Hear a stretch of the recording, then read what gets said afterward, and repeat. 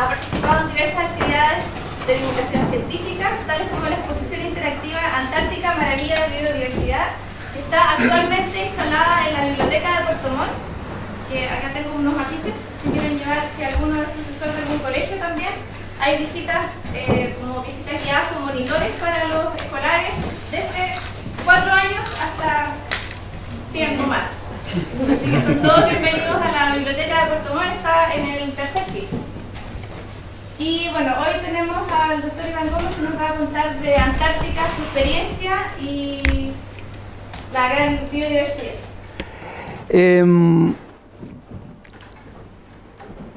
Hablar de la Antártica para mí siempre ha sido y yo lo veo como un privilegio el poder contarle a la gente las vivencias, lo que se ve allí y lo que yo hago con mi grupo de trabajo en pos de conocer este continente y los organismos que viven ahí. No tenía un título para esta charla, pero Carla me dijo que el título de la exposición que tenemos, que está itinerando por varias regiones,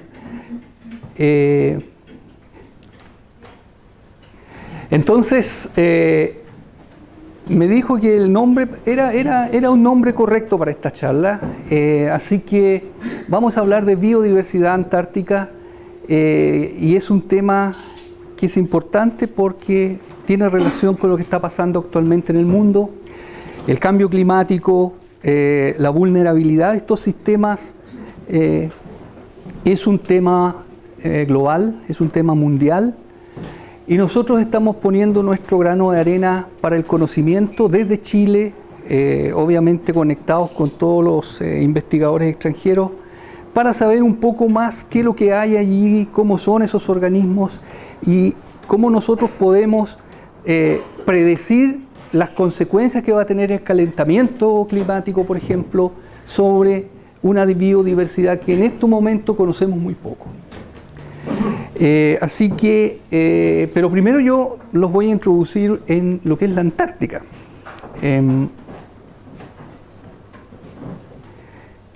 Limpie el filtro.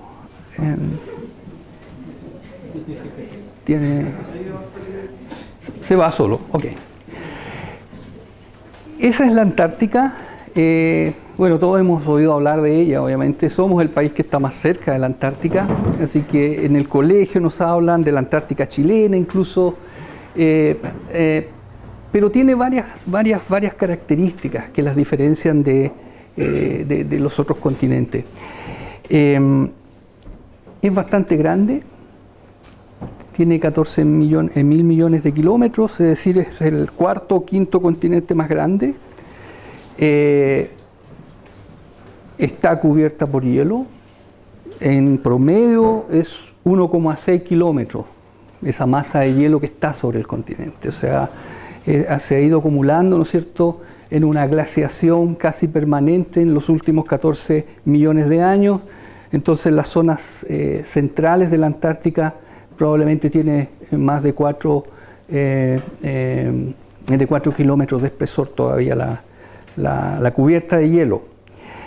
Y además es un continente muy alto, tiene muchas montañas, y en promedio, si sacáramos la nieve y el hielo de la Antártica, tendríamos en promedio muchísimas montañas que lo hacen ser el continente más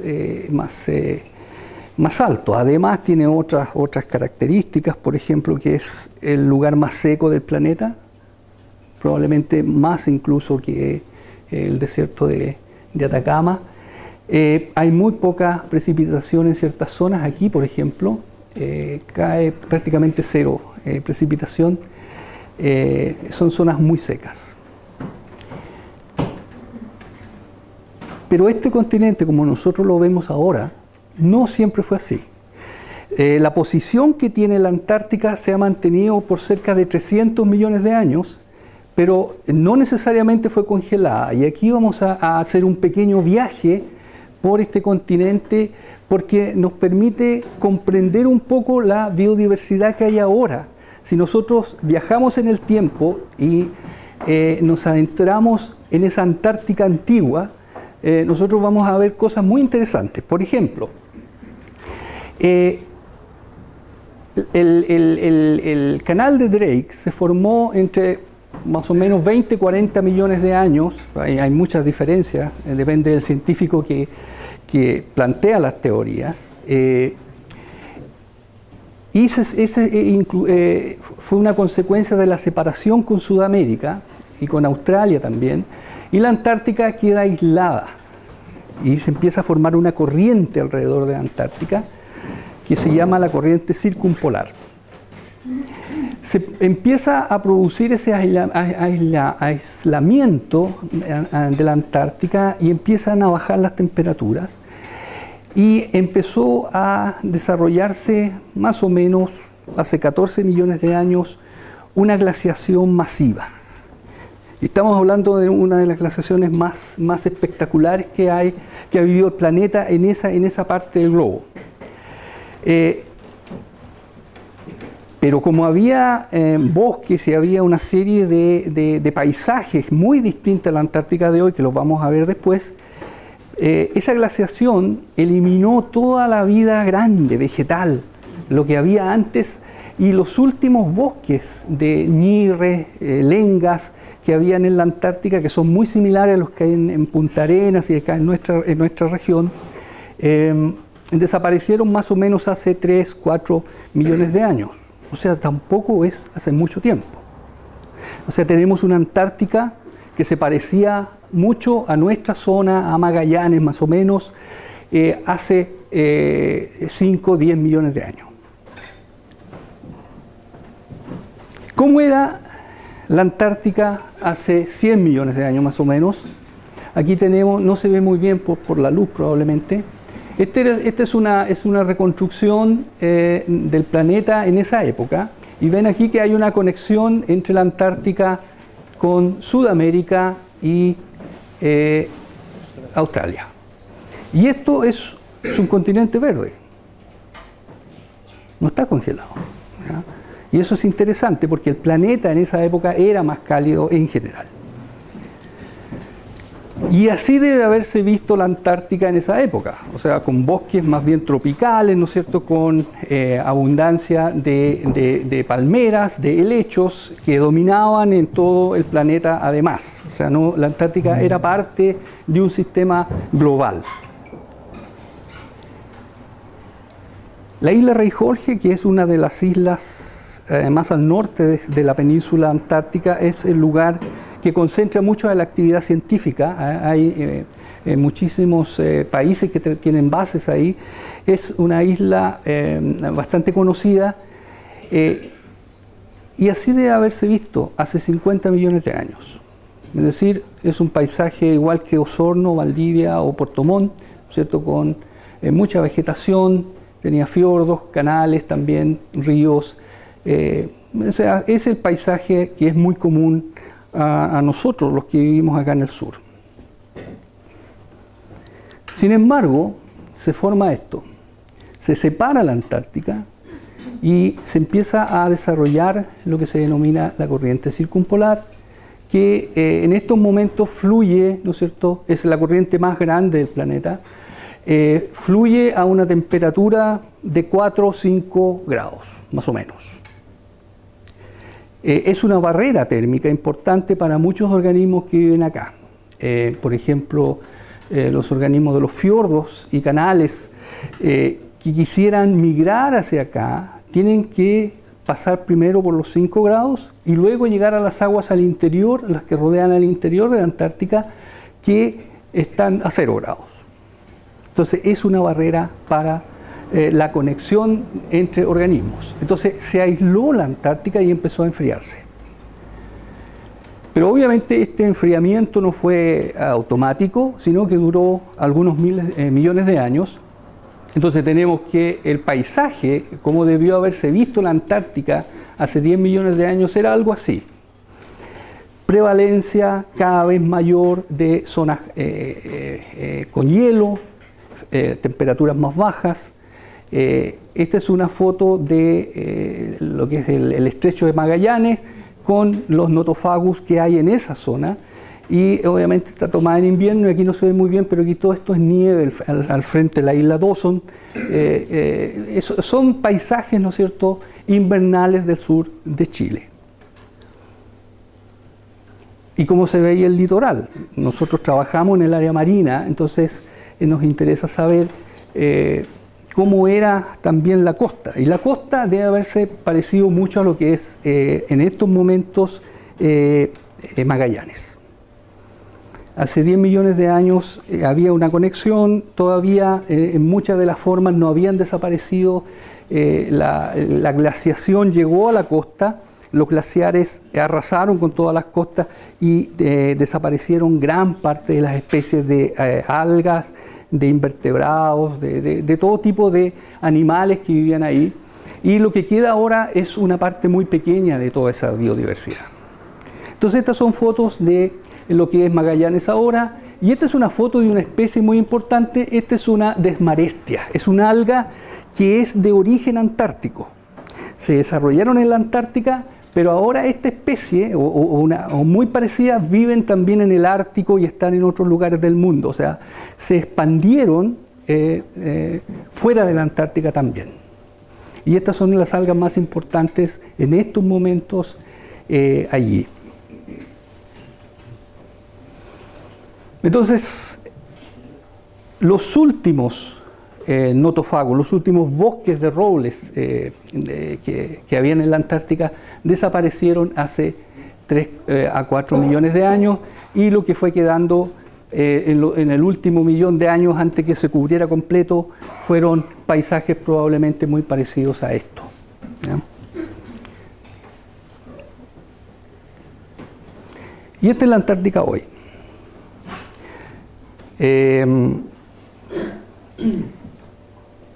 Se congela en invierno alrededor del continente, se descongela en verano. Sin embargo, la masa continental permanece gran parte del 99% totalmente congelada.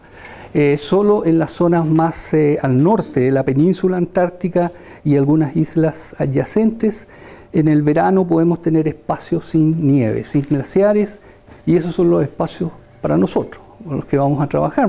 En una zona así no hay costa, no crece nada. Entonces viven solamente animales móviles. Entonces esto es lo que hay ahora, y esto es lo que a primera vista se ve como yermo, se ve monótono, poca vida. Sin embargo, si miramos en detalle, vamos a encontrar una enorme biodiversidad que está escondida. Esto es la costa en estos momentos en la zona de la isla Rey Jorge, lo que yo les decía, que son los únicos espacios que quedan sin nieve. Hay veranos que son más fríos, donde incluso esto es difícil de encontrar. O sea, está completamente cubierta por masas de nieve, de hielo. Los glaciares a veces tienen gran cantidad de iceberg pequeños, ¿no es cierto?, que dificultan la llegada de barcos, etcétera, etcétera. Pero ese es el paisaje que podemos encontrar en verano, que es la única ventana de tiempo en realidad que nosotros podemos usar para trabajar y hacer experimentos allí.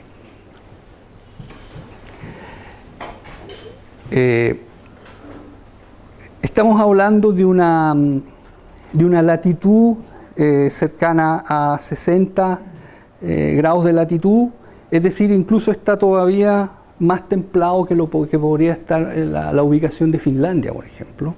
Aquí hay una finlandesa en la sala que sabe lo que son menos 30 grados de temperatura en invierno.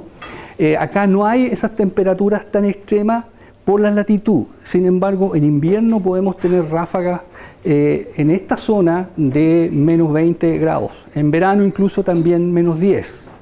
¿Ya? Es decir, el agua está a 0 grados casi permanente. Sin embargo, cuando baja la marea, algunos organismos que viven aquí tienen que exponerse a temperaturas de menos 10. Ustedes saben lo que es un cambio de 10 grados, o sea, es enorme para un animal que vive en condiciones bastante frías aquí. Y en verano, como estamos a una latitud, no estamos en el polo sur. El polo sur está en el centro, está muchos miles de kilómetros abajo. En el polo sur hay nieve eterna, para nosotros no nos sirve trabajar ahí. Entonces tenemos que ir más arriba donde hay costa. La temperatura del aire en un día con poco viento, que es muy raro ahí, puede llegar a 20 grados Celsius. 20 grados Celsius. O sea, es la temperatura de Puerto Montt. Aquí no sé si hay verano, pero es la temperatura que hay en Puerto Montt, y puede ocurrir eso en algunos días. Es decir, que estos organismos pasan de 0 a menos 10 o de 0 a 20 grados. O sea, de 30 grados estamos hablando de un rango que puede ocurrir en un día, sin ningún problema. Entonces son condiciones climáticas extremas en las que viven la mayoría de los organismos, que no se ven aquí porque están protegidos, o sea, ellos están escondidos. ¿Y dónde vive la gran mayoría entonces? Vive debajo del mar, y la biodiversidad, que es el viaje que yo ahora les voy a mostrar con unas diapositivas de lo que hay allí, lo que podemos encontrar, está por todos lados. La primera sensación que uno tiene cuando yo visité la Antártica a los 23 años, era un chico joven, a esa edad uno está lleno de ideales y cosas. Llegué a la Antártica y cambió mi vida eso. O sea, me sentí totalmente conmovido por esa inmensidad, y sobre todo por los animales, las plantas, lo que vive ahí, que me hicieron sentir totalmente diferente. Yo había sido biólogo, ya estaba estudiando, era tesista, había conocido muchos lugares, pero después de la Antártica me demoré un par de años en acomodarme a trabajar de nuevo en la costa de Valdivia o en Puerto Montt, trabajar en Maullín como buzo también muchos años, porque esto sobrepasa en muchas, la magnitud de lo que uno ve aquí, y voy a intentar mostrárselo. O sea, yo sé que con fotos, nosotros tenemos videos, tenemos una página donde lo mostramos de forma mucho más impactante, pero aquí las fotos que van a ver ustedes es una pequeña muestra de esa biodiversidad y por qué nosotros tenemos que preservarla y tratar de hacer algo para que el impacto del cambio climático no destruya esta maravilla que es la diversidad antártica. Entonces, ¿qué tiene la Antártica? Los organismos más conocidos de la Antártica son sus pingüinos. Son únicos, están solo en los mares del sur. Pingüinos no hay en el hemisferio norte, no hay en el Ártico. Hay una ave parecida que es un alca, pero pingüinos son nuestros, son del hemisferio sur, y hay varias especies. Son muy simpáticos. Es el pingüino papúa, y este es el pingüino antártico, también se le denomina barbijo. Conviven. Hay también el pingüino Adelia, que viene un poco más temprano a anidar, forman colonias, algunas muy grandes. Y acá tenemos una pareja de petreles, que es el petrel gigante. Este es un animal es un depredador activo, o sea, incluso se las puede ver bien con un pingüino sin ningún problema. Es carroñero, pero también ataca a polluelos. Es muy grande, puede tener hasta 3 metros de envergadura de sus alas, pero es muy tímido con el ser humano. Entonces, si están anidando y uno se acerca y lo ve, el animal escapa y abandona los huevos. Y en la Antártica eso es mortal para un huevo. O sea, no se congela inmediatamente. Entonces, ¿qué es lo que tiene el protocolo mundial que tiene que ver con la protección del medio ambiente en la Antártica? Todas las personas que vamos a la Antártica tenemos que someternos a un protocolo muy estricto y hay una lista de animales a las cuales sencillamente si uno lo ve tiene que alejarse, no puede acercarse, no puede ir a tocarlo, nada. Hay otros animales que uno no tiene mucha chance de no hacer nada. El pingüino ese se acerca. Aunque uno no quiera, se va a acercar. Es curioso. Estos no, entonces uno se tiene que alejar y hay toda una tabla, ¿no es cierto?, de cuántos metros uno tiene que estar de cada uno de estos animales, pero estos son los más complicados. Y yo esto lo tomé con un zoom muy lejos, es la única forma de no espantarlo. Hay otras aves, este es un escúa. El escúa no es solo antártico, también hay algunas especies que viven acá en Magallanes. Este es un animal muy interesante, es un carroñero.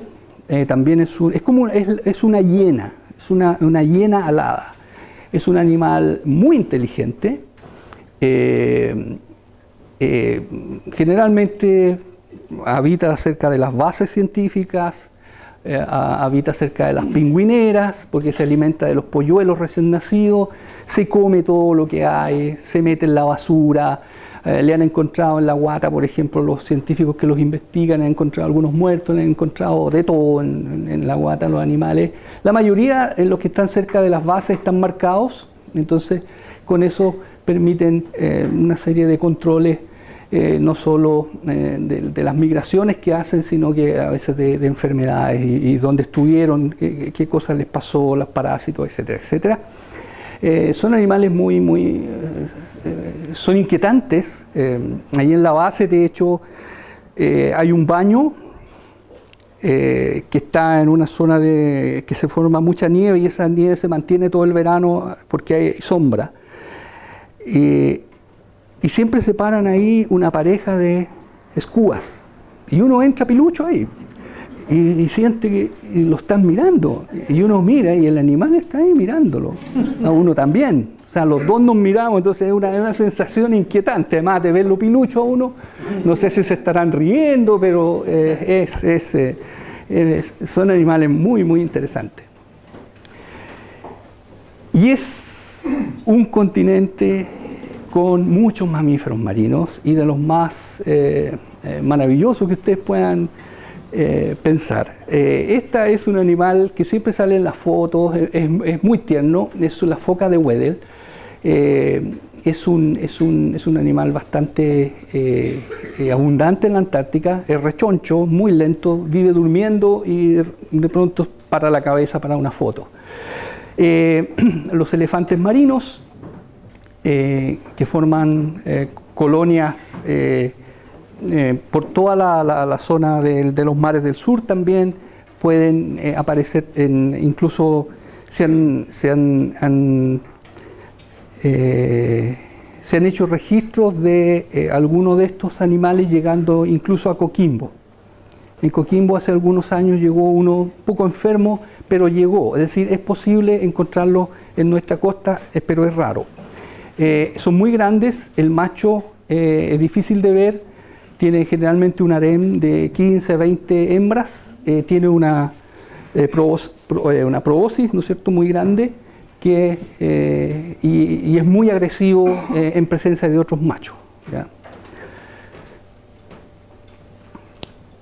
Otro animal muy interesante es el lobo fino antártico, que se diferencia del lobo de acá, que es mucho más pequeño, y es mucho más, tiene un pelaje más bonito. Esta es una hembra que tiene el pelaje naranjo, es muy hermoso, y ese es el popito, el cachorro del lobo fino. Por mucho tiempo estos animales fueron cazados, casi se los llevó al exterminio, pero ahora después de las moratorias, ¿no es cierto?, de prohibición de todo tipo de actividades comerciales en la Antártica, muchas de estas poblaciones se han recuperado afortunadamente. Ya, lo más lento ha sido con las ballenas, pero gran parte de los mamíferos, ¿no es cierto?, ahora están en cantidades mucho mayores, probablemente no como en su origen, pero se han recuperado. O sea, ahora no es llegar e ir a cazar lobos a la Antártica. Acá tenemos dos que son mucho más marinos. Los otros que les mostraba viven en la costa sin nieve. Estos generalmente es muy raro verlos en la costa sin nieve y viven generalmente en los témpanos. Aquí tenemos el leopardo, la foca leopardo. Este es un depredador bastante agresivo, es grande. Puede tener hasta 4 o 5 metros de longitud. A ver, 1, 2, 3, 4, 5. Tiene una cabeza muy grande en relación al cuerpo, o sea, que podría ser de 1 metro. Y tiene una boca enorme para la cabeza que tiene, o sea, que puede ser 50 centímetros la tarasca. Tiene varias corridas de dientes y nosotros tenemos un buzo de nuestro grupo, se mandó a hacer una polera que dice, ¿cómo se dice? Yo sobreviví a una leopardo o algo así porque él la tuvo ahí cerca. Estaba buceando y se encuentra de cara a cara con el animal. Mantuvo la serenidad. Y son animales curiosos, son focas, o sea, tampoco, pero es grande, entonces pueden en movimientos bruscos confundir con un pingüino, o sea, se alimentan de pingüinos, entonces mucho cuidado. Y de hecho los marinos y muchos protocolos de buceo en la Antártica, cuando se ve una foca leopardo no hay buceo, o sea, no hay permiso para bucear. Otra forma de saber cuando hay una foca leopardo en el ambiente o ahí cerca es que todos los pingüinos están en la orilla. Entonces uno dice, aquí hay algo raro. Y generalmente o anda una de estas. Y las otras que depredador, pero no tengo foto de esa porque nunca he visto una, son las orcas. Las orcas también llegan ahí y esas sí que hay que tener miedo. Ahí no hay bote tampoco porque son peligrosas, son inteligentes y cazan en grupo, etcétera, etcétera. Y aquí tenemos otra foquita. Esta es la foca cangrejera. Esta es cosmopolita, está también en el Ártico y probablemente dicen que esta es la foca más abundante que existe. O sea que está por todos lados. Son muchos millones de focas de esta especie. Y bueno, y la ballena. Ver una ballena en la Antártica es una experiencia también espiritual, por así decirlo. Es algo que no se olvida jamás. Es un animal tan grande, tan majestuoso. Aquí estuvo hace cuánto tiempo estuvo Rodrigo Juque en el café, que les debe haber mostrado todas estas ballenas. Bueno, acá es difícil verla en realidad, a menos que aparezcan en manada cazando, y esa maravilla la tuvimos en el último viaje, en el último día que estuvimos en la Antártica. Llegó una manada, no sé, de 20 ballenas a comer ahí a la bahía, y todo el mundo estuvo ahí parado varias horas fotografiando, mirando. Era un espectáculo. Entonces, este es un animal, obviamente, que es la reina de toda la región antártica y se movilizan a través de todo el globo. O sea, ellas migran hacia el norte, uno va a encontrar ballenas jorobadas por todos lados, ¿ya? Pero en la Antártica es donde tienen también sus lugares de alimentación y caza. Salgámonos de los animales y entremos ahora a la flora. Esto es lo que quedó de los bosques que yo les mostré que habían hace 50 millones de años en esta isla. Todo quedó en esto nomás y restringido a muy pocas zonas donde no se forma hielo o en zonas que permanecen sin hielo en verano, porque necesitan luz, necesitan fotosintetizar, por lo tanto pueden vivir cubiertas de nieve, pero en algún momento necesitan estar con luz. Y aquí tenemos este es un pasto que se llama Deschamps antártica. Este pasto es muy parecido al que tenemos en el jardín, pero tiene una particularidad, que puede vivir perfectamente con menos 30, menos 40 grados Celsius y soportar en el verano temperaturas de 20, como yo les decía, grados, o sea, 50 grados de variación, sin ningún problema. Ese es un pasto totalmente adaptado a las condiciones polares. Las hojas dentro tienen una serie de sustancias que son como aceitosas, ¿no es cierto?, que permiten evitar que con esas temperaturas tan bajas el pasto pierda agua. Ya tienen lo que se llama en botánica un potencial osmótico muy alto, entonces se mantienen turgentes a menos 30 grados o un viento de menos 30 grados que si a uno ha vivido un viento de menos 30 grados es como si las orejas se le cayeran a uno. De hecho, y les voy a contar esto, no sé si hay gente comiendo, pero aconsejan los más experimentados, digamos, aconsejan no hacer pichí con ese viento. Es muy, muy peligroso porque es tan helado que se puede congelar hacia adentro. ¿Me entienden? Entonces, estos organismos tienen esa capacidad increíble. Otros que la tienen son los musgos. Y los musgos tienen esa capacidad y ellos son capaces de vivir en todos los lugares del planeta. Son probablemente las plantas más exitosas. Y hay líquenes también, que los líquenes también son capaces de vivir en lugares muy secos o muy fríos, ¿ya?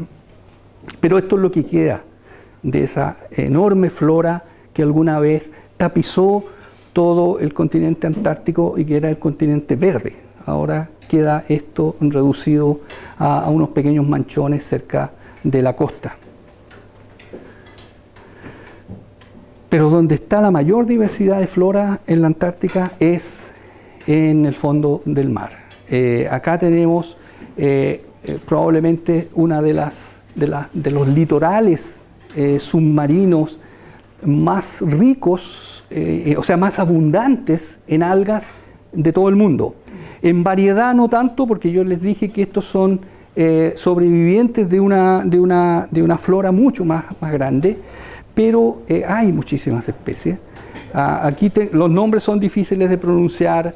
Yo me he dedicado, estos son los organismos a los cuales yo le he dedicado mi vida. Yo gozo mirándola. Mucha gente dice que es fome, otros colegas incluso, pero a mí me gustan. Y son muy bellas. Y aquí tenemos de los representantes gigantes. Este es Himantotalus grandifolius, bueno, el nombre que tiene. Puede tener hasta 15-20 metros de largo, o sea, es tan grande como un cochayuyo. Y es un organismo dominante. O sea, estos son tan grandes que es el refugio, es el alimento, es todo para las comunidades de invertebrados que les voy a mostrar después. O sea, son parte del sustrato en el cual viven todos el resto de los organismos ahí.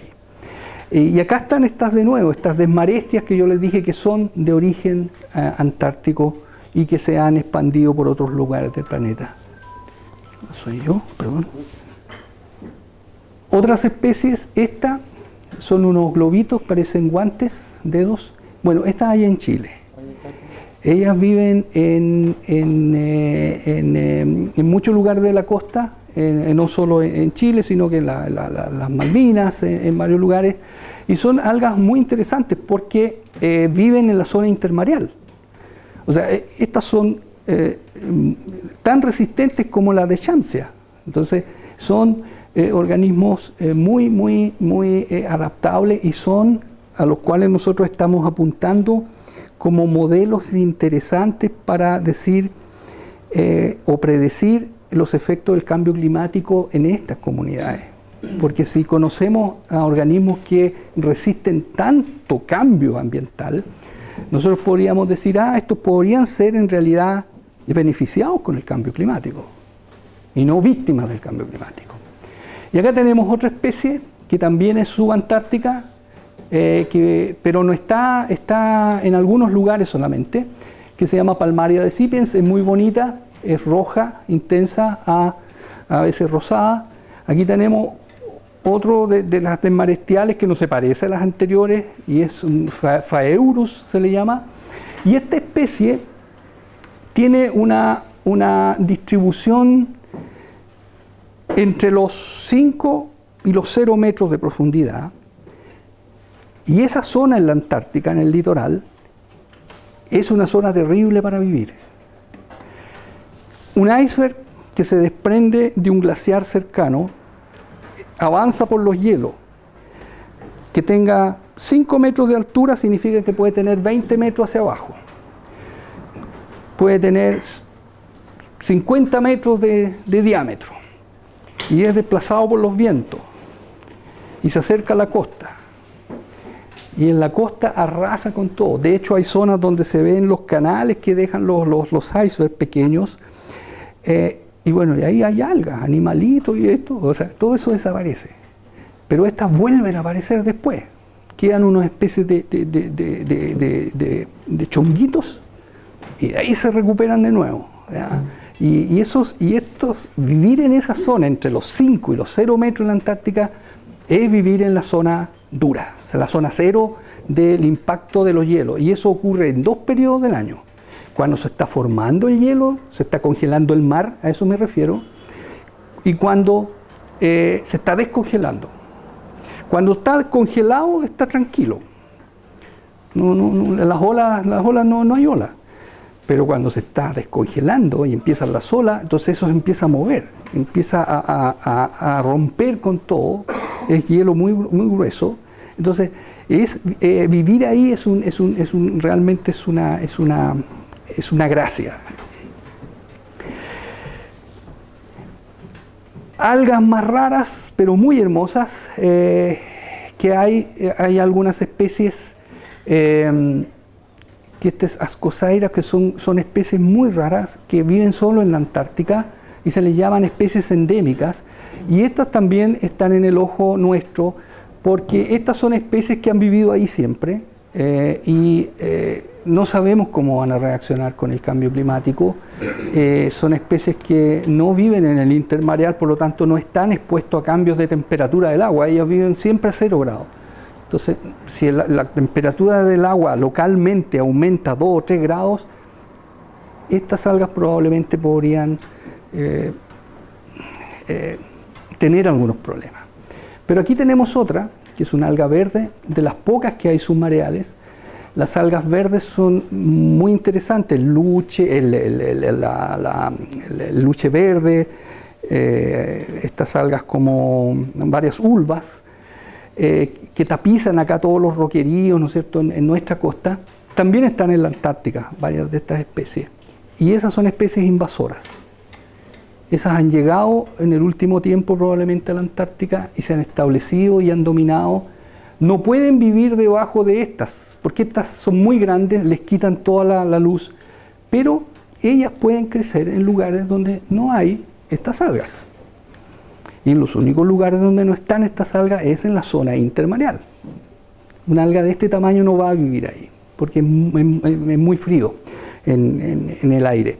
Entonces, estas son las que viven ahí. Y de hecho tenemos muchas especies que también son interesantes y que podrían verse favorecidas por el cambio climático en vez de desfavorecidas. Ahora bien, sobre las algas, debajo de las algas, entre las algas, está toda una gama de organismos. Yo no soy zoólogo, así que más detalles no le voy a dar, pero les voy a mostrar algunas de las fotos que tenemos. Tenemos muchísimas fotos. Hay una diversidad de organismos en la Antártica y muchos de ellos son totalmente desconocidos. Entonces, bucear en la Antártica es muy difícil, se necesita una infraestructura por una serie de regulaciones. Tienen que ir 3 buzos a bucear, no puede ir 1 ni 2, tienen que ir 3. Llevar 3 personas a la Antártica es caro, carísimo. Entonces los proyectos muchos de ellos no contemplan buceo, porque eso es muy caro. Entonces, los proyectos que tienen la posibilidad de tener buzo, hay que aprovecharlo. Por lo tanto, mucha de esta fauna no tiene registro. Entonces, eso es lo que nos agobia a nosotros, de llegar tarde al problema del cambio climático. Porque pasa como en el Amazonas. Ustedes han escuchado noticias, de repente aparece en el diario que va un grupo de científicos al Amazonas, se mete entre medio de una cueva y descubren 20 especies. Bueno, aquí es lo mismo. Va un grupo, una expedición, y encuentra un montón de especies que no estaban registradas, lo cual implica años de trabajo para poder establecer que esas sí son nuevas especies y que hay que hacer estudios moleculares y todo eso. Entonces, si alguien dice, oiga, pero si el calentamiento global a lo mejor empezó hace 20 años, ¿quién no le dice a usted que mucho de esto ya desapareció? Es perfectamente factible. O sea, ya desaparecieron muchas especies que no vamos a encontrar. Entonces, ese es el punto. A nosotros nos interesa no solo las algas, sino que estamos haciendo todo un modelamiento de las consecuencias que va a tener el calentamiento global o el efecto del agujero ozono sobre las algas, va a repercutir directamente sobre estos organismos, porque estos viven ahí, dependen de las algas. ¿Y qué va a pasar con ellos? Eso es lo que queremos también saber. Otros especialistas van a estudiar la fisiología. Por ejemplo, este es un caracol que se llama Nacella, es muy abundante y que está por todos lados. Bueno, la fisiología la va a estudiar un experto en fisiología animal. Nosotros somos expertos en fisiología de algas. Y así estamos reuniéndonos varios grupos para poder entender integralmente toda esta historia. Bueno, es un mundo hermoso, lleno de colores, ¿no es cierto? Las estrellas dominan por todos lados. Estos son carnívoros, ¿no es cierto? Hay sol de mar también, muy hermoso, de varios tipos, de varias especies. Tenemos bivalvos. Esta es la térnula elíptica, que es una especie de macha parecida. Tenemos crustáceos, anfípodos, isópodos, tenemos caracoles grandes, chicos. Este es un caracol muy abundante, pequeñito, margarela. Y tenemos erizos, ¿no es cierto? En la Antártica no se puede comer estas cosas, así que no podemos saber si son más ricos que nuestros erizos. Hay mucha mitología, hay una base china, hay una base coreana, y siempre base rusa, base chilena, y siempre se comenta que, míralo, están haciendo asado de pingüino o cosas así, pero o sea, yo no puedo dar fe de ello. Una vez me invitaron a una base china, había unas comidas muy extrañas, pero no puedo.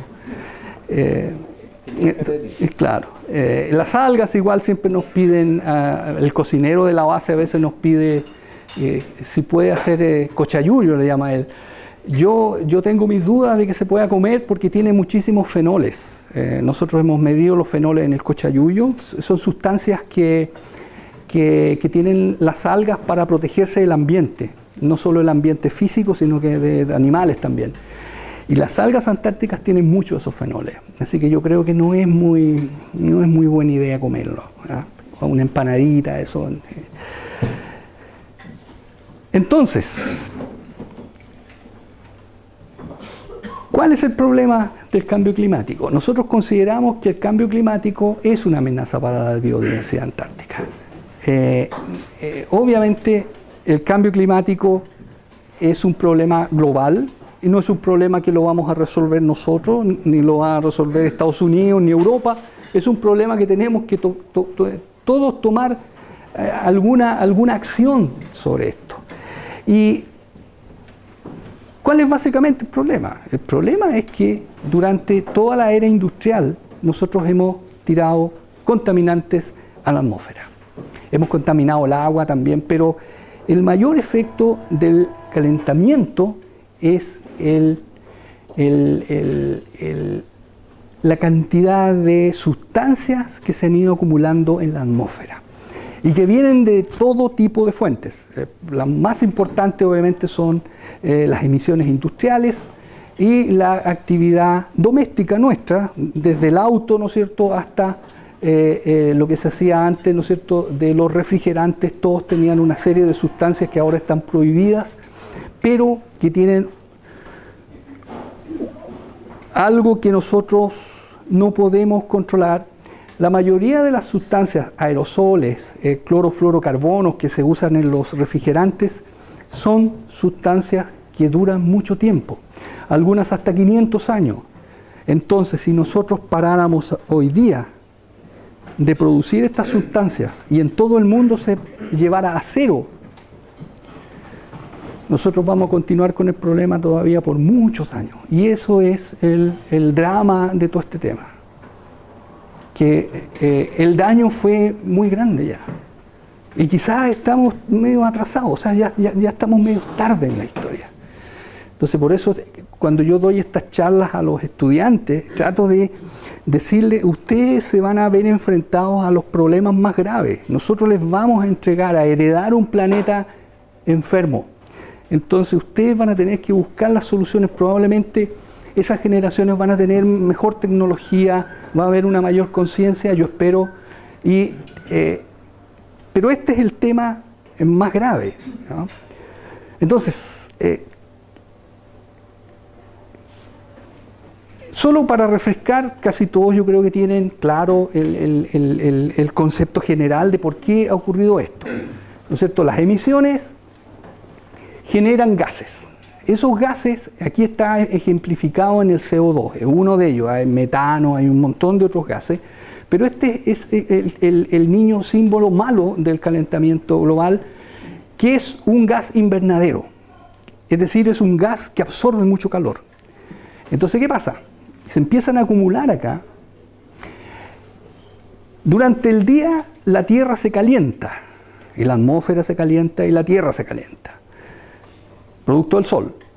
Pero en la noche, en la tarde, esa radiación empieza a salir de nuevo, se empieza a enfriar la Tierra.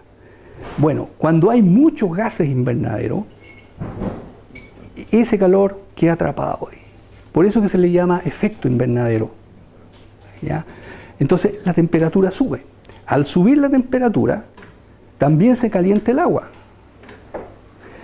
Pero además, algo que empezó a estar ahora ya como tema importante en los últimos 10 años, es que no solo la temperatura se traspasa al agua, sino que el CO2 que se produce empieza también a bajar.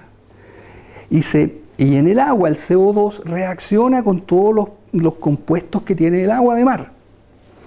Entonces lo que ocurre es una acidificación del agua. Y esa acidificación es un tema muy, muy grave para una serie de organismos marinos, por ejemplo los corales, que dependen de un pH determinado. Pero eso es otro tema. Eso es por un lado. Junto con estos gases invernaderos, CO2, metano, etcétera, etcétera, también hay sustancias que destruyen el ozono. Y esos hacen que se produzca el famoso agujero de ozono, se los voy a mostrar ahí, y al haber una menor densidad de ozono ingresa más radiación ultravioleta, ultravioleta B en este caso, y esa es dañina para las moléculas. Nosotros, todos los organismos, estamos adaptados a recibir un poquito de ultravioleta. Nuestra piel, las algas, todos los animales, tenemos una pequeña adaptación y podemos soportar un poco de ultravioleta. Pero cuando la proporción de ultravioleta B con las otras ultravioletas aumenta, ya nuestros sistemas no entienden eso y se daña. Por eso es que en los últimos 50 años, producto del cambio cultural, nos desnudamos más fácil en la playa ahora, ha aumentado, no voy a decir una cifra, pero exponencialmente la incidencia de cáncer a la piel en los seres humanos, sobre todo en la raza blanca. Y eso es producto de la exposición al sol. Nos exponemos más al sol que antes, pero además la radiación es mucho más dañina.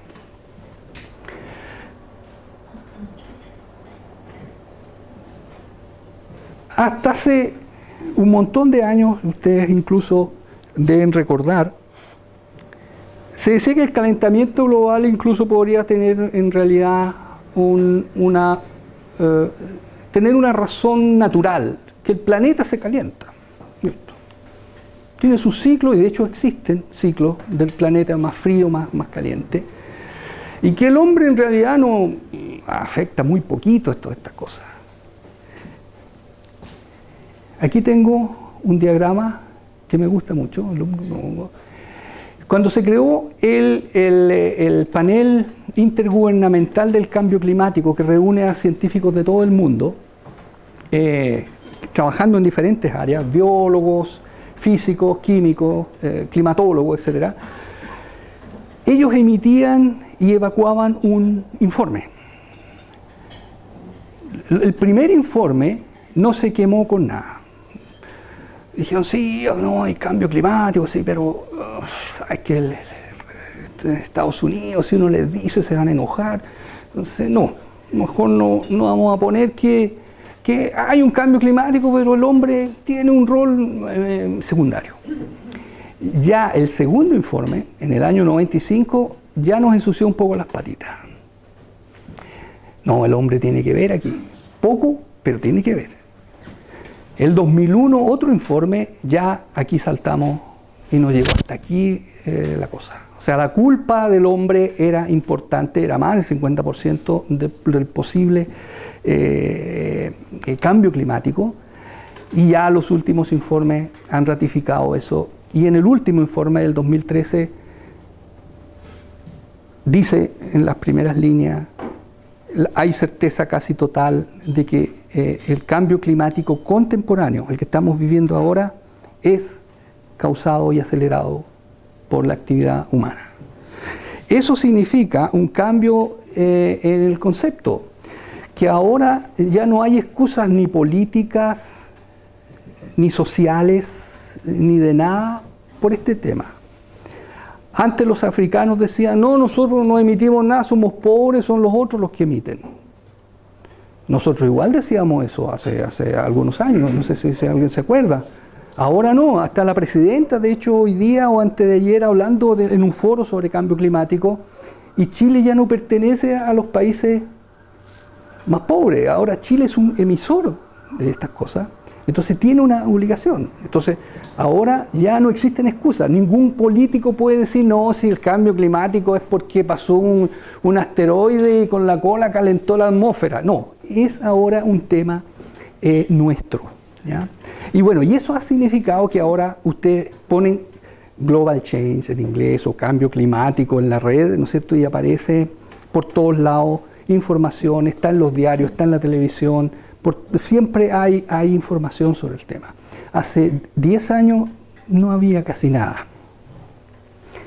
Entonces, ya voy terminando, ¿cuáles son los impactos? Que hay muchos impactos, pero a nosotros nos interesan algunos que afectan a los sistemas marinos, y de la Antártica especialmente. Uno es lo que yo les decía, la disminución de la capa de ozono, causado por el aumento de gases invernaderos y otros gases contaminantes. Y eso hace que aumente la radiación ultravioleta, que es dañina para muchos organismos. Por el lado del incremento de los gases invernaderos solo, hay un calentamiento de la atmósfera que hace que se caliente el agua también, y la acidificación. No estamos hablando aquí que de un día para otro uno va a ir aquí a la isla Tenglo, ¿no es cierto?, meta la pata y se va a quemar. No, son temperaturas, ¿no es cierto?, que van a ir subiendo de forma gradual, son procesos que toman su tiempo. Sin embargo, la pregunta es, ¿todos los organismos costeros, por ejemplo, tienen en sus genes la capacidad para ir adaptándose a la velocidad de esos cambios? Esa es la pregunta. No es un tema de que un día la temperatura va a estar 5 o 6 grados más alta, no. Y en la Antártica obviamente tampoco se va a calentar la temperatura a esos niveles, es imposible, porque está muy al sur, recibe poca radiación, y el centro de la Antártica, para que se descongele, tiene que venir realmente un asteroide o un meteorito gigante, o sea, no existe esa posibilidad. Sin embargo, localmente están sufriendo cambios en las temperaturas. Este es el agujero de ozono, puede ser tan grande como eso.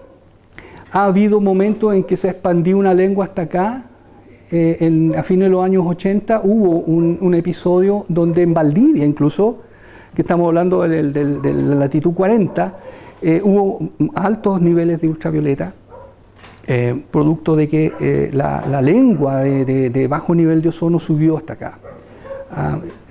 Por ejemplo, en animales puede causar una serie de enfermedades, y en la Antártica este es un grave problema, porque los organismos que viven aquí, como les digo, están muy poco adaptados a recibir esas cantidades de radiación, que son muy bajas, pero el pequeño cambio es suficiente para producir un daño.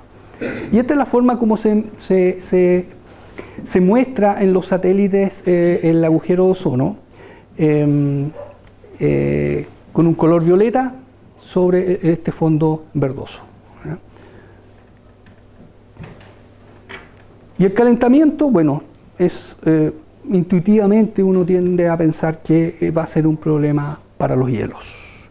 Hay derretimiento masivo, eso ya está ocurriendo en los glaciares continentales. Nosotros en Chile tenemos algunos catastros, ¿no es cierto? El instituto en Valdivia, el SEX, ha trabajado en eso, tiene un catastro de cuántos se están retrayendo los glaciares continentales, y obviamente en la Antártica ese es un problema local que está empezando a ocurrir. Han habido episodios de veranos más calientes, ¿no es cierto?, que han desmoronado grandes masas de hielo flotante muy grandes. Hay otros años donde eso está en menor escala, pero es un problema, y de hecho el último informe de este panel intergubernamental dice que aquí vamos a tener un problema que nos va a acompañar por décadas todavía, independiente de lo que nosotros hagamos. O sea, se van a tomar medidas para aminorar, pero el derretimiento de glaciares y el retroceso de muchas áreas con hielo va a continuar todavía por un tiempo. ¿Cuál es la consecuencia? Aquí tenemos una zona mucho más estudiada también, que es el océano Ártico. Aquí tenemos cómo era el océano Ártico normal, ¿no es cierto?, en invierno. A diferencia de la Antártica, el congelamiento del Ártico es a lo largo de todo el año, ¿ya? El de la Antártica se descongela en verano, y acá tenemos una capa de hielo mucho más gruesa. Esto es lo que era en septiembre del 79, y esto es lo que se midió o se modeló en septiembre de 2007. O sea, se nota, ¿no es cierto?, que hay muchas áreas que ya no están con hielo, lo cual va a tener consecuencias que ya están avisorando algunos en todo sentido. Consecuencias para los organismos que viven ahí, para las comunidades humanas que viven acá, para el comercio. En estos momentos, si un barco quiere ir de Rusia hacia la costa de acá, de la costa este de Estados Unidos, por ejemplo, tiene que dar la vuelta por Panamá, lo cual significa para un naviero, ¿no es cierto?, muchísimos millones de dólares. Pero si aquí se puede pasar ahora, tenemos una situación totalmente diferente. Y bueno, ya hay gente que está sacando cuentas, si esto es así. Prospecciones de petróleo, que antes no se podrían hacer, ahora sí se están pudiendo hacer. De hecho, ya hay varios países que están mirando esa beta de comercio, digamos, en el Ártico. O sea, el Ártico futuro es un Ártico totalmente distinto al Ártico que uno está acostumbrado a ver. Al aumentar las temperaturas del globo, las zonas polares se hacen un poco más calientes. Tenemos plantas que, por la glaciación de hace 18.000 años, retrocedieron y empezaron a vivir solamente en la franja más caliente, van a volver ahora. Eso, por ejemplo, una planta que es un ejemplo, es el vino, la vid. La vid está en la zona de secano, ¿cierto? Por eso que Chile tiene plantaciones tan abundantes, pero vid no crece en Puerto Montt, es muy frío y muy húmedo. Bueno, pero si el calentamiento global va a hacer que Puerto Montt tenga algunos veranos un poco más secos que los que tiene ahora, la vid se va a poder cultivar. Y de hecho ya hay experimentos de gente que está haciendo plantaciones de vid en Inglaterra.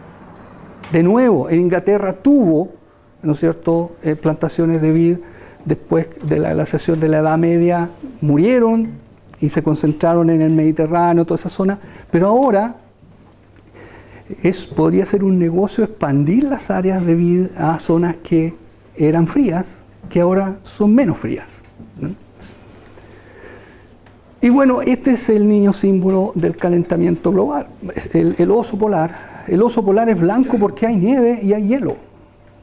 Cuando ya no hay nieve y hay hielo, el oso polar tiene muchos problemas, y son problemas terribles. Hay muchos zoólogos que piensan que no va a sobrevivir este siglo. Hay otros que son más pesimistas aún, que dicen que ya para el 2050 no van a quedar osos. Ideas peregrinas hay, tráiganlos a la Antártica. Podría ser, pero exactamente. Ellos necesitan el hielo para cazar, para atrapar a las focas, ¿no es cierto? A mar abierto les es muy difícil, la foca es mucho más rápida, si bien es cierto ellos pueden nadar muy bien, necesitan hacer el agujero y atrapar a la foca en las chimeneas que construyen las focas para respirar, ahí las atrapan, y cuando no hay hielo obviamente tienen muchos problemas. Entonces, como un resumen, ¿qué es lo que creemos nosotros? Esto es mi visión particular de los impactos del calentamiento global o del cambio climático sobre la biota marina. Bueno, producción primaria es lo mismo que fotosíntesis, para hacerlo más simple. Va a disminuir producto de que va a haber una mayor radiación UV. Ese es por el lado del agujeroso, ¿no?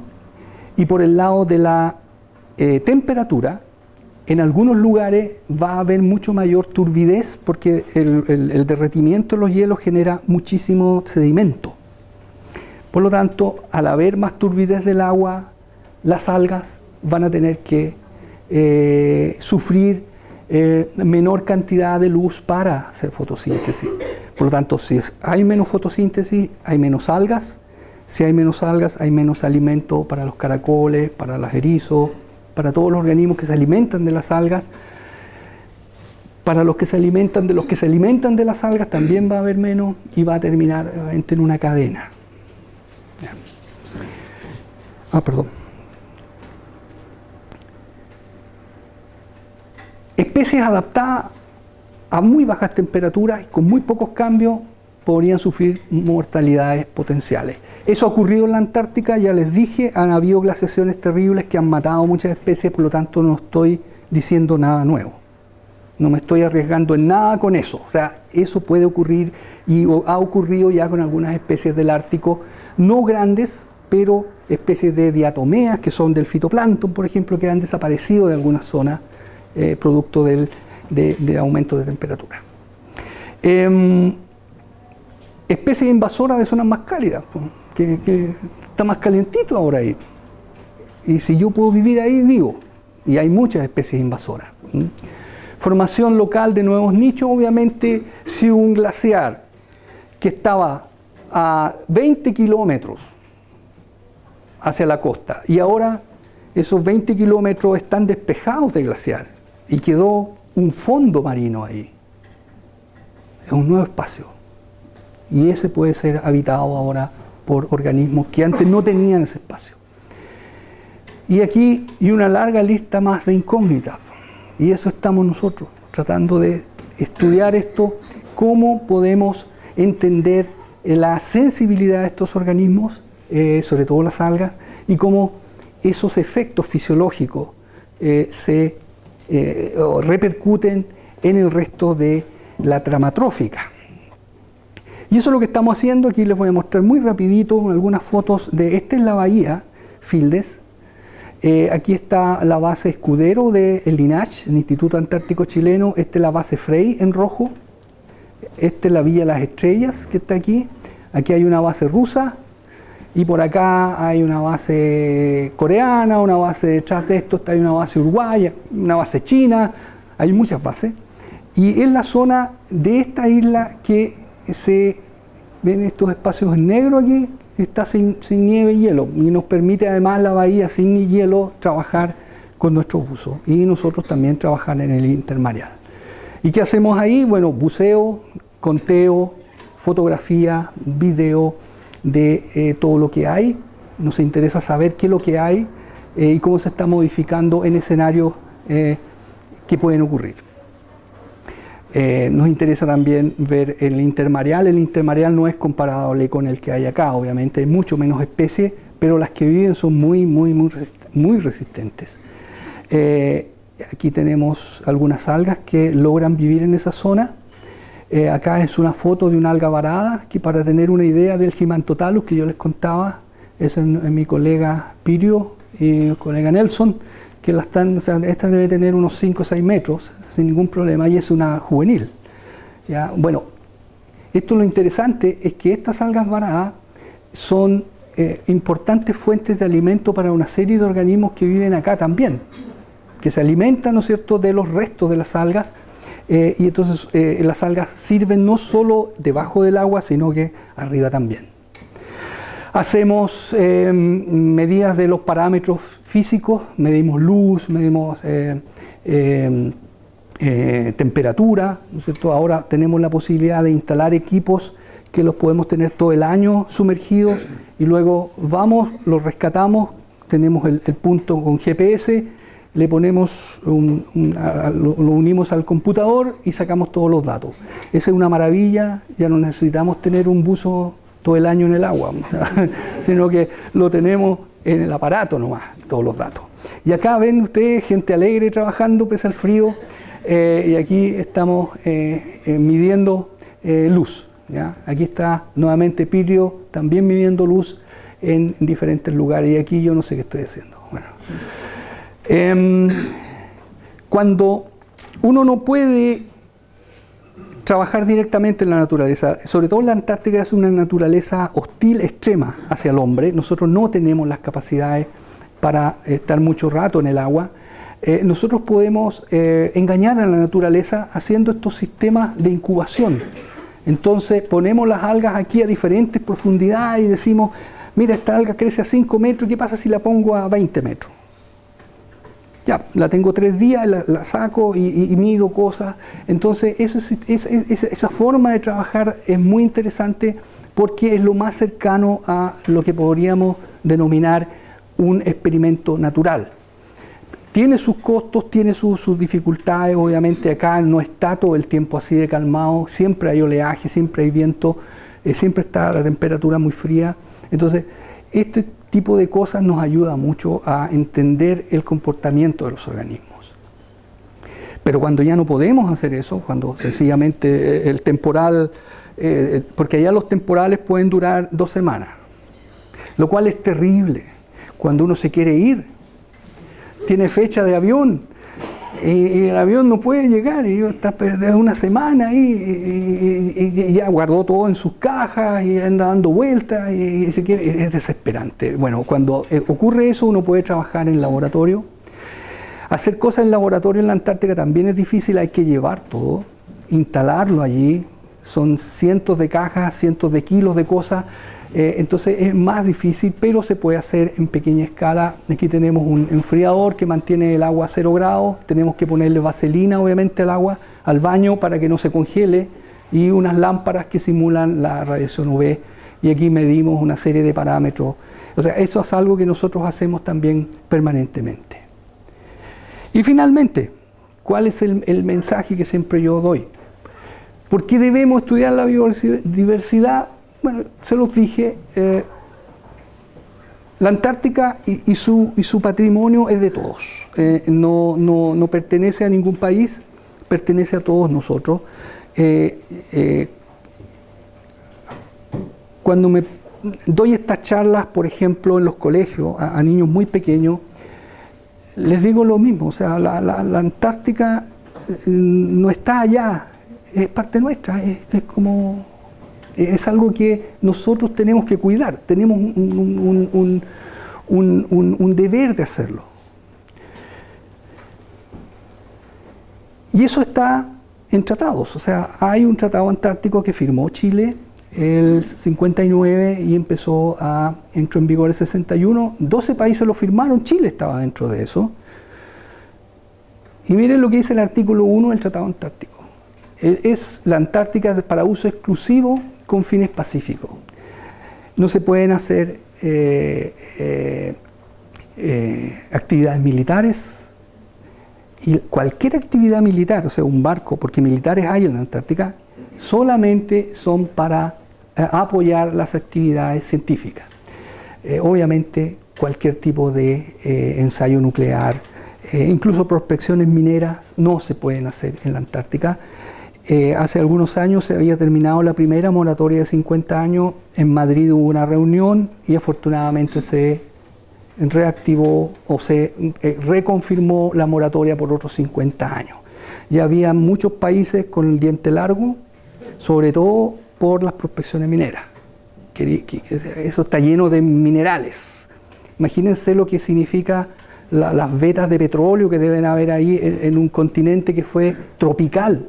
O sea, la cantidad de petróleo que debe haber ahí es enorme, entonces claro que hay interés.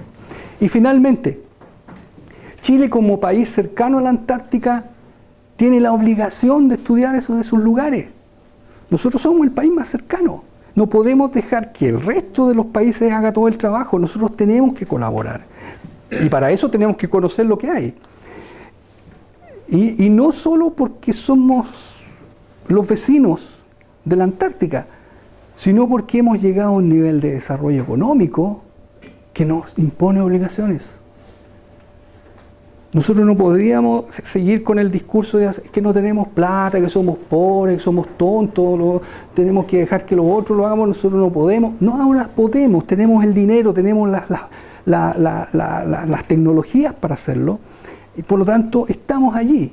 Y ahora es el momento donde Chile puede contribuir más, porque es el país que permite ir más cercano. O sea, Chile puede mandar científicos durante el verano varias veces. Para un norteamericano, para un noruego, ir a la Antártica es un viaje mucho más largo, mucho más complicado, ya sea en barco, la logística y todo. Para los chilenos mucho más fácil. Entonces, de hecho, Chile es ahora la puerta de entrada a la Antártica. Punta Arenas se está transformando en eso, está generando todo un desarrollo para permitir la llegada de los científicos, ampliando su oferta hotelera, etcétera, etcétera, etcétera. Es decir, Chile tiene una obligación con la Antártica y tenemos que generar la conciencia, obviamente, en las nuevas generaciones, que es lo que yo trato de hacer lo más humildemente posible, pero es un trabajo de largo aliento. O sea, si no consideramos la Antártica como propia, difícilmente podemos entender qué es lo que les va a pasar a esos pobres animalitos, esas pobres algas, con las actividades que nosotros hemos generado. Y nuevamente, muchísimas gracias por la atención y espero que esto haya sido en algún sentido iluminador de lo que significa trabajar en la Antártica. Muchas gracias.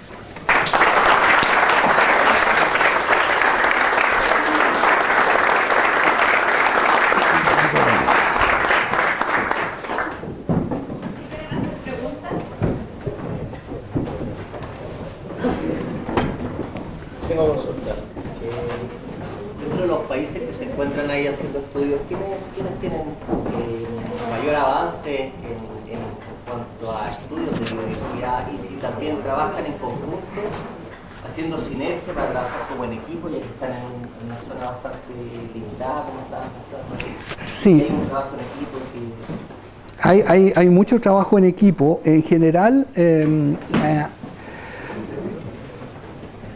hay una base que es la base rusa, que es la más antigua.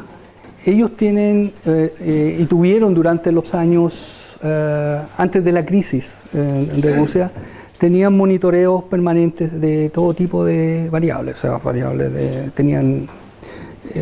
medían el clima, traían buzos también para estudiar el medio marino, y ellos tienen registro.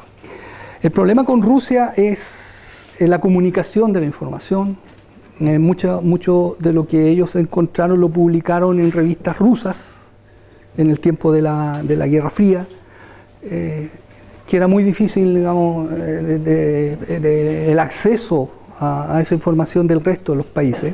Ese es un problema. De hecho, todavía hay gente que está estudiando algunos grupos de organismos muy especiales, muy raros, y los rusos tienen esos registros. Entonces, tiene que trabajar mucho más duro ese científico para acceder a esa información, porque tiene que traducirlo, y es más complicado.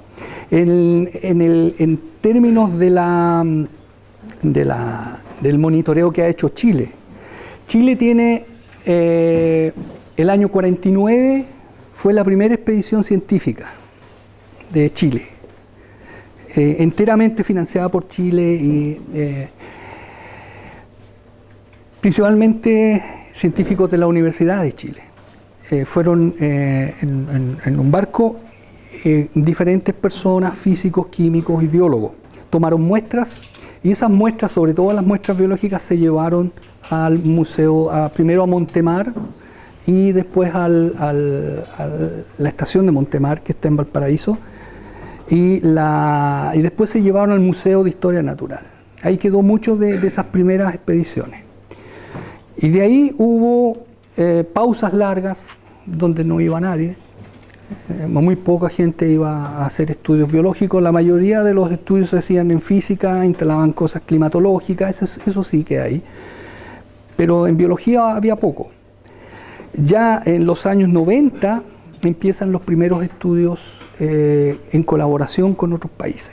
O sea, estudios ya sistemáticos, proyectos de largo aliento, por lo menos 5 o 6 años, y se iba aumentando el acervo de conocimiento de la Antártica.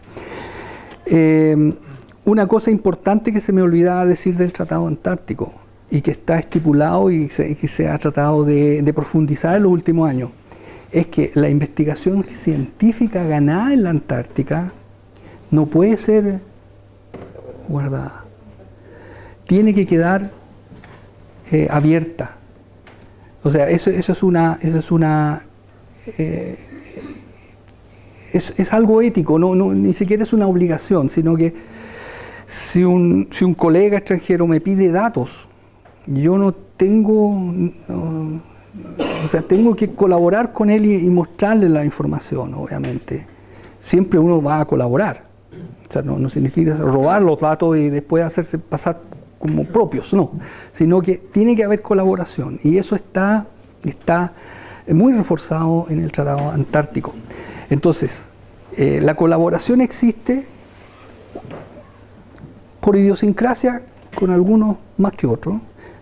Hay una base en esa isla, hay una base argentina y una base uruguaya, y obviamente que hay, por una razón idiomática, por una razón cultural, hay una mayor cercanía, pero también hay bases científicas coreanas y chinas, y con los chinos cada vez hay más intercambio. Es una base enorme, la han ido potenciando, y yo la conocí cuando se estaba haciendo, y ahora no he vuelto a ir a esa base, pero la he visto de lejos. Es una mole gigantesca, o sea, muchísimos científicos, muy grande.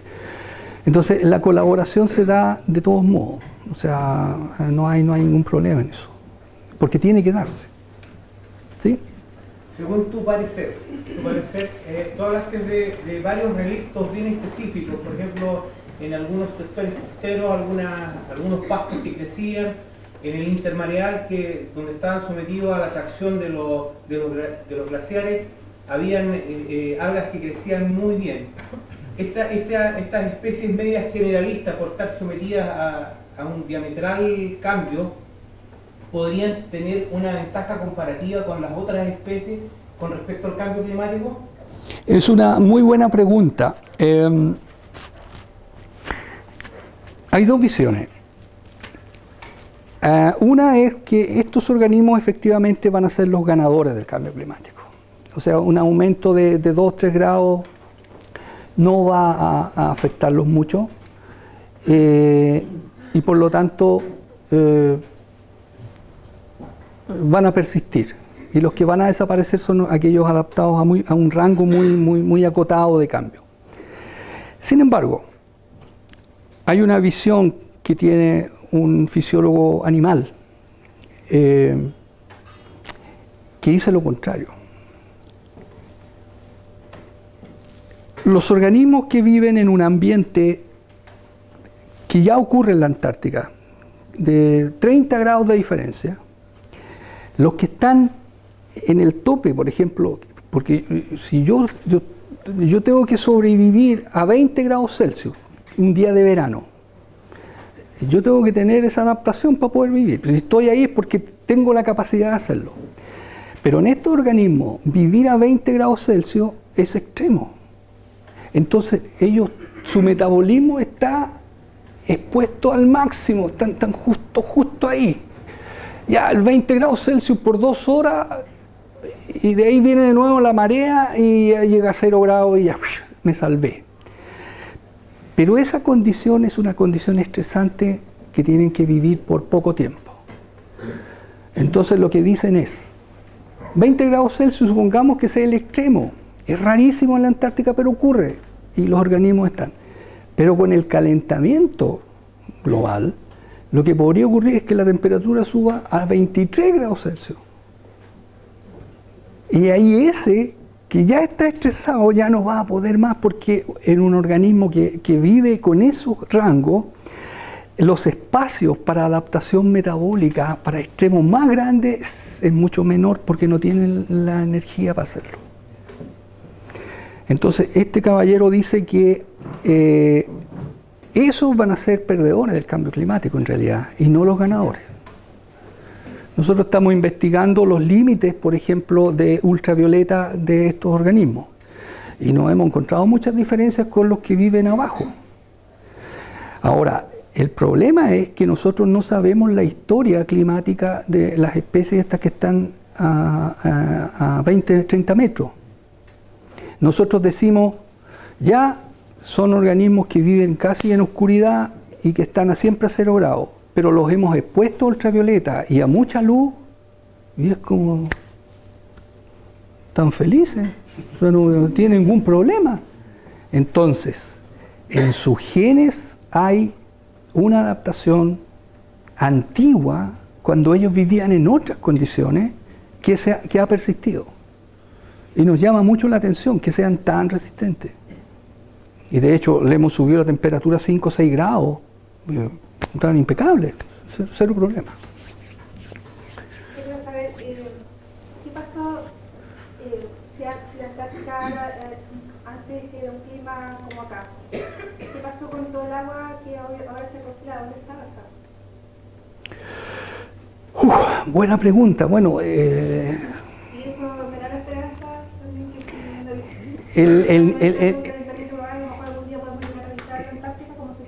el nivel de las aguas en el planeta ha subido y bajado de acuerdo a las glaciaciones masivas. Por lo tanto, el agua viene de los procesos de evaporación y de precipitaciones. O sea, obviamente esa agua está retenida ahí, hizo que los continentes emergieran, bajara el agua. Mientras más frío es, ¿no es cierto?, más baja es el nivel del mar. Entonces, el problema, de hecho, la pregunta es, si se empieza a derretir la Antártica y el Ártico juntos, ¿el nivel del mar va a subir? Claro que va a subir. Si el sistema es cerrado, no hay mucho donde... Entonces el sistema es cerrado, el agua va a subir, Valdivia desaparece. Para muchos osorninos eso va a ser fantástico, pero no solo Valdivia, o sea, muchos lugares que están al límite, ¿no es cierto?, como en el sudeste asiático, muchos países insulares.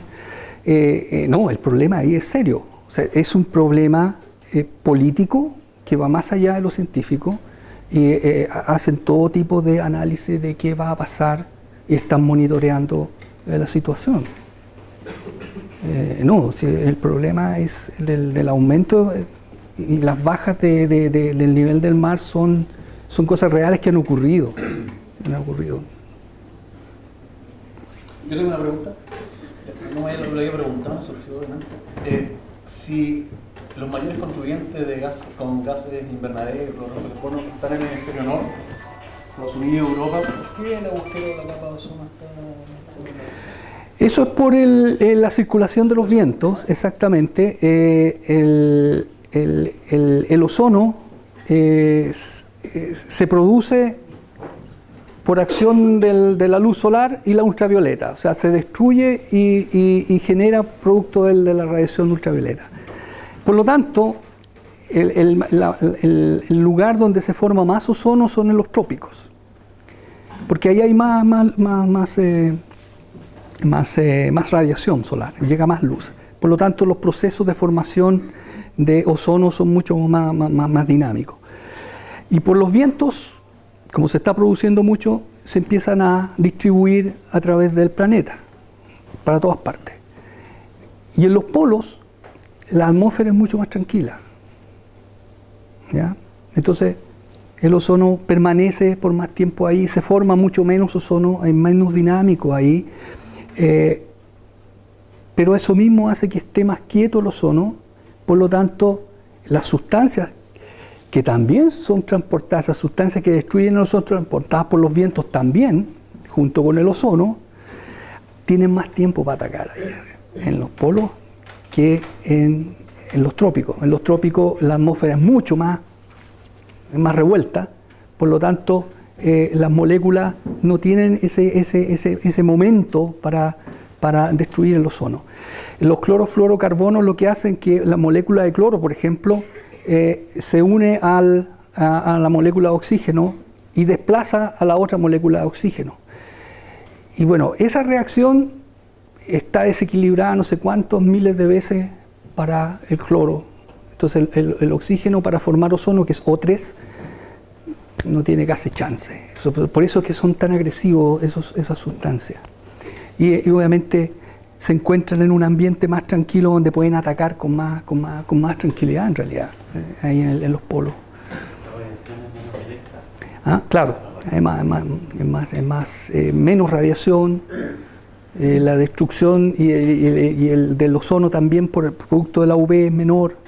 Entonces todo eso hace que sea una zona de mayor pérdida de ozono básicamente que en las zonas de los trópicos. Y el problema de la UV ahora no es que en la Antártica haya más UV que en Arica, no. En Arica hay muchísimo más UV, siempre, en invierno y verano. La Antártica en invierno prácticamente cero, en verano hay más, en primavera igual. Lo que pasa es que los organismos antárticos no están acostumbrados prácticamente a la UV. Entonces cualquier aumento es multiplicativo del daño.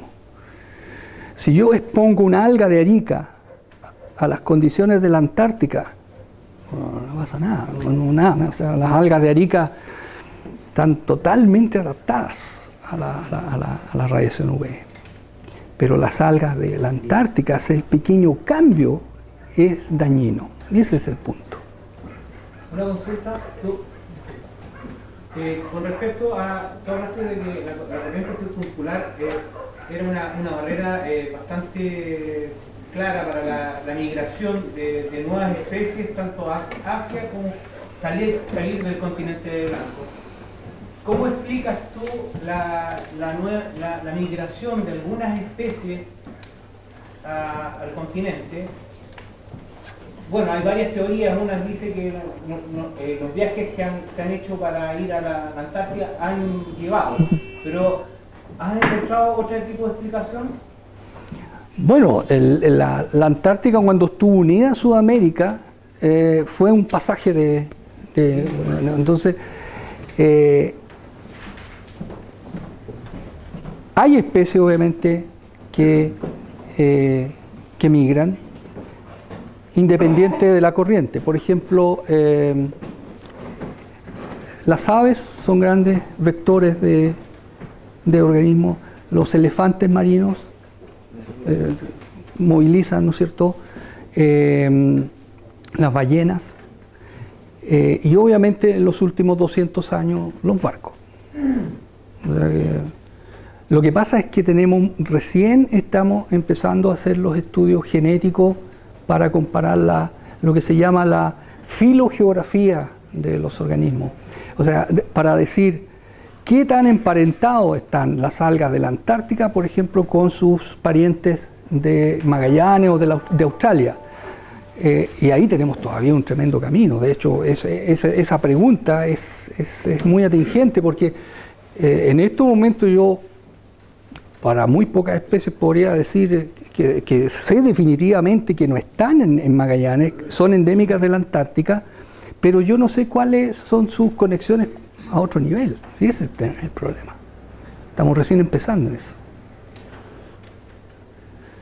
Piensen que desde que empezó la actividad científica chilena en la Antártica del año 49, ¿cuántos años llevamos ya? Son 65 años. Gran parte de lo que se hacía era ir a recolectar. Y se guardaba en un museo o están en alguna universidad por ahí las cajas con las muestras. En los 90 empezaron algunos a hacer algún estudio químico o alguna cosa relacionada con fisiología, pero los estudios moleculares, genéticos, empezaron recién ahora, después del 2000. Entonces, estamos empezando recién a ver, y no solo con las algas antárticas. Ustedes saben que el cochayuyo se distribuye a lo largo de todos los mares del sur.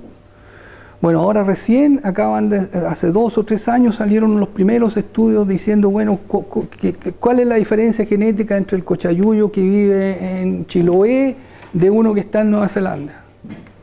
Recién ahora. Nosotros decíamos que eran 2 especies iguales, pero está mucho más complicada la cosa.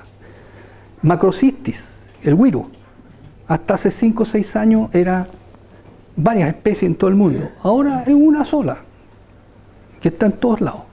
Entonces, eso es muy importante. O sea, no podemos decir a ciencia cierta todo. Una pregunta, más que una pregunta, iba a hacer un comentario respecto a los impactos que usted comentaba, los posibles impactos en la productividad primaria del alga, por el tema de la turbidez, este tema, ¿cierto?, de la leche glacial.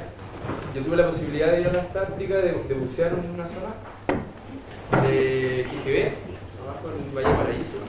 Y claro, es una realidad el tema de la turbidez. Yo iba con la idea, no sé, de esperar una agua súper clara, quizás de la superficie poder ver el fondo en algunas zonas, no sé.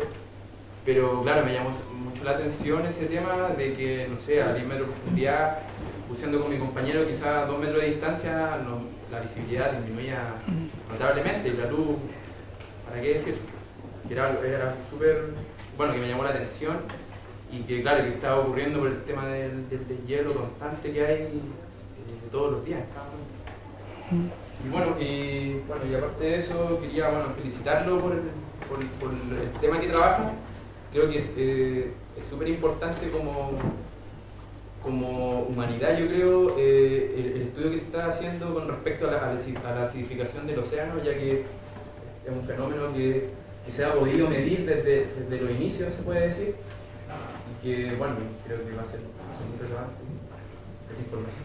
Sí, la acidificación en la Antártica va un poco más atrás, pero ya está siendo abordado por varios científicos.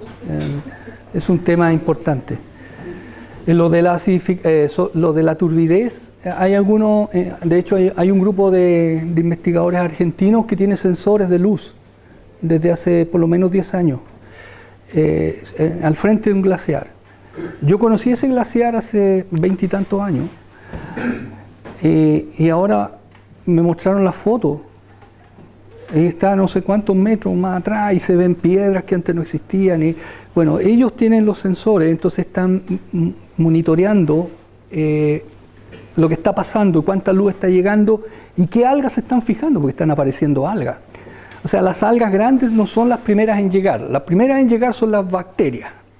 De ahí vienen las diatomeas, que son del fitoplancton, son más conocidas, pero hay diatomeas que viven en el fondo.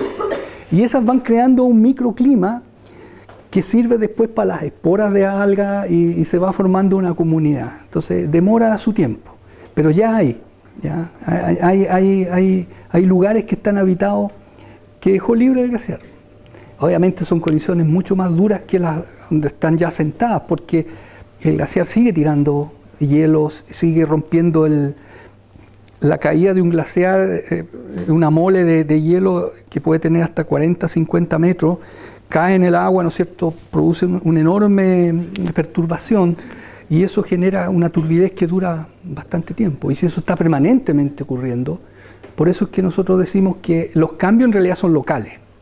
O sea, aquí no va a haber un calentamiento del océano alrededor de la Antártica en todas, sino que hay lugares incluso que se están enfriando.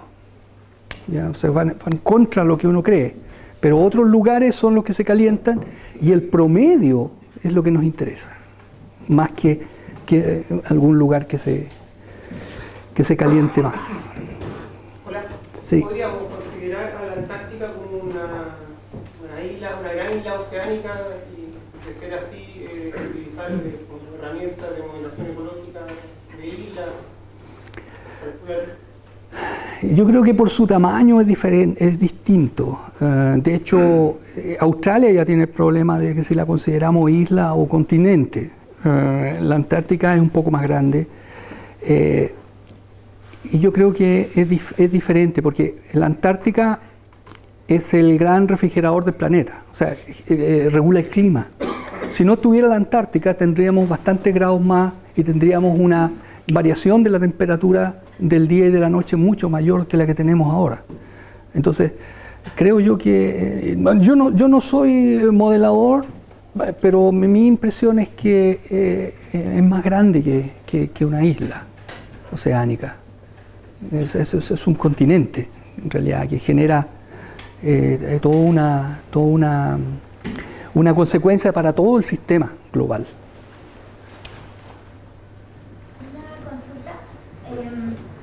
¿Cuál es su finalidad de los estudios o es solamente el mostrarnos el conocimiento de todo lo que usted ha recopilado de los resultados o tiene algo más personal para usted como finalidad?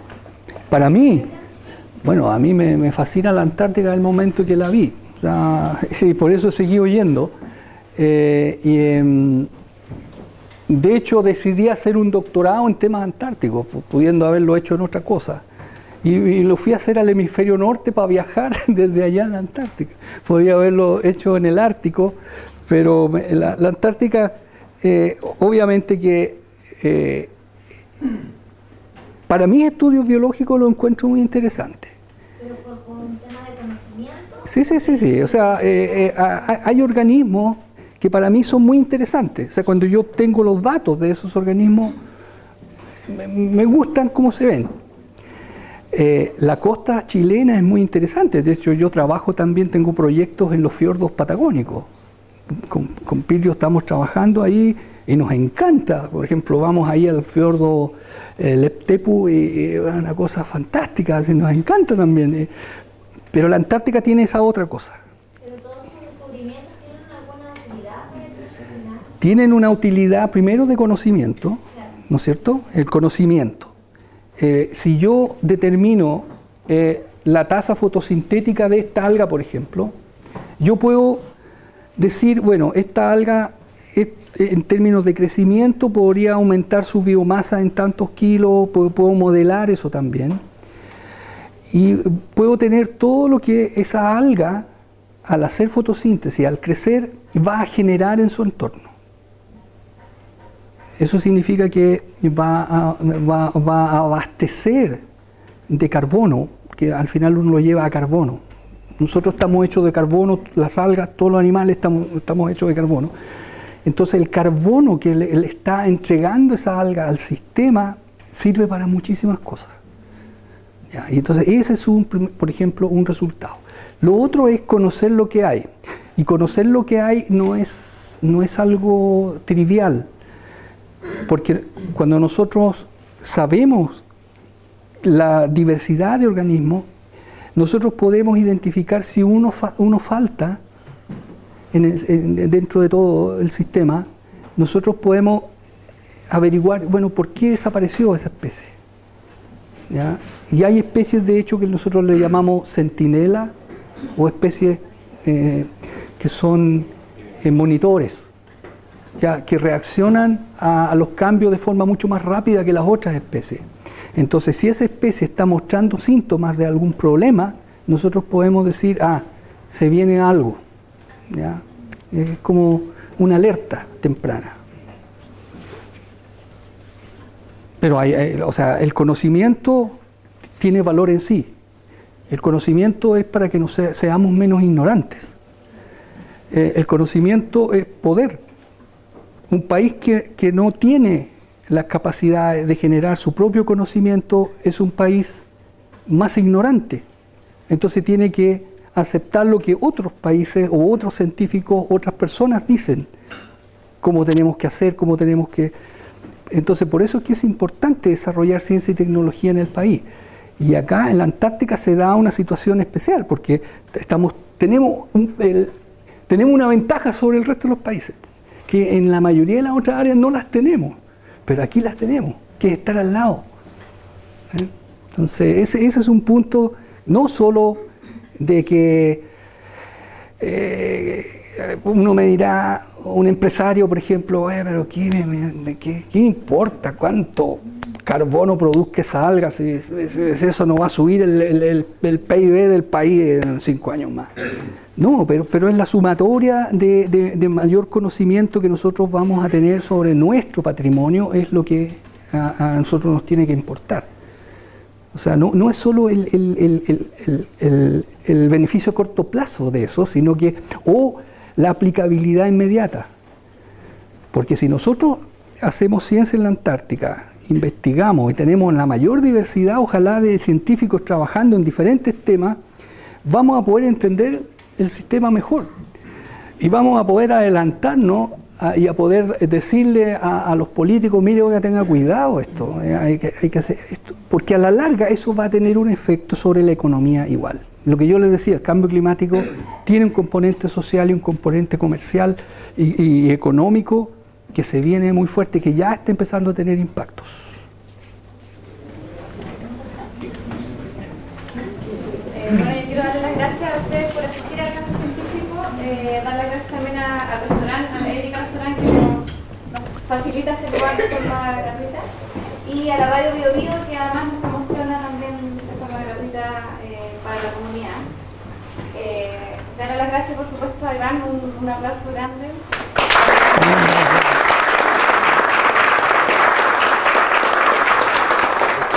Voy a contarnos de su experiencia y su motivación, se nota que le gusta Antártica. Sí. Y un pequeño presente. Muchas gracias a ti.